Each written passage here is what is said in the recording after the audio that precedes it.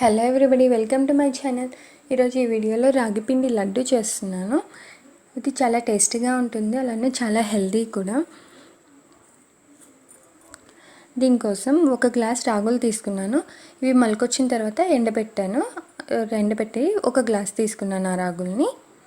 వీటిని dry roast చేసుకుందాము.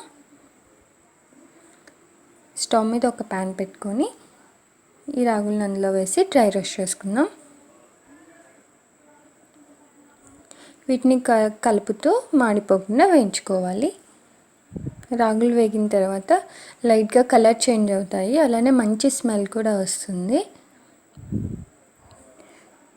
ఇవి రెడీ అయ్యాయి. వీటిని ఒక గిన్నెలోకి తీసుకోండి. ఇప్పుడు సేమ్ ప్యాన్లో మినపప్పు కూడా వేసి వేయించుకుంటాను. ఇది ఒక హాఫ్ కప్ తీసుకున్నాను. ఈ హాఫ్ గ్లాస్ మినపప్పును కూడా దోరగా వేయించుకుందాం. ఇది వేగిపోయింది. దీన్ని కూడా ఇంకో బౌల్లో తీసుకోవాలి.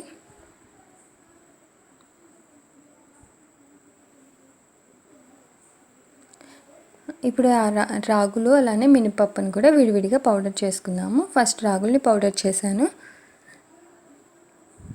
దీన్ని ఒక బేసిన్లో ట్రాన్స్ఫర్ చేసుకుందాం.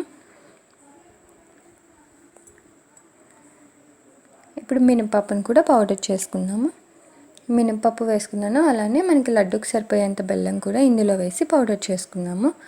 ఇందాక ఒక గ్లాస్ రాగులు తీసుకున్నాను కదా, అదే గ్లాస్తో ఒక తురిమిన బెల్లం తీసుకున్నాను. ఇప్పుడు ఈ రెండింటిని కూడా పౌడర్ చేసుకుందాం. ఈ పౌడర్ రెడీ అయిపోయింది. ఈ రెండింటిని మిక్స్ అయ్యేలా ఇలా కలుపుకోండి. ఇలా ఉండలు లేకుండా మొత్తం కలిపేసుకోండి.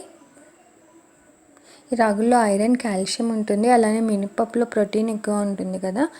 ఇది ఒక కంప్లీట్ ఫుడ్లా ఉంటుంది. కొంతమంది పాలు తాగడానికి ఇష్టపడరు కదా, అలాంటి వాళ్ళకి రెగ్యులర్గా రాగి పిండి లడ్డు ఇస్తుంటే వాళ్ళ కాల్షియం డెఫిషియన్సీ లేకుండా ఉంటుంది, హెల్తీగా కూడా ఉంటారు. ఇప్పుడు నెయ్యి వేడి చేసుకొని ఈ పిండిలో వేసుకొని చిన్న చిన్న లడ్డూల్లా చేసుకోవాలి. ఈ నెయ్యిలో కావాలంటే డ్రై ఫ్రూట్స్ కూడా యాడ్ చేసుకోవచ్చు. ఈ నెయ్యి మీకు ఉండయ్యే అంత వేసుకోవాలి. నేనేం కొలిసి వేయలేదు. ఇలా మీకు ఉండ చుట్టుకోవడానికి ఎంత అవసరం అవుతుందో అంత నెయ్యి యాడ్ చేసుకొని లడ్డూలు చేసుకోండి.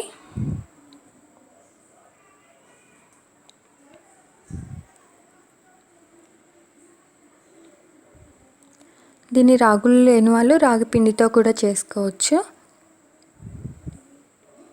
అంతే, లడ్డూలు రెడీ అయిపోయాయి. ఇవి చాలా టేస్టీగా ఉంటాయి. మీరు కంపల్సరీ ఈ రెసిపీ ట్రై చేయండి, అలానే ఛానల్ని సబ్స్క్రైబ్ చేయండి. Bye bye, thank you.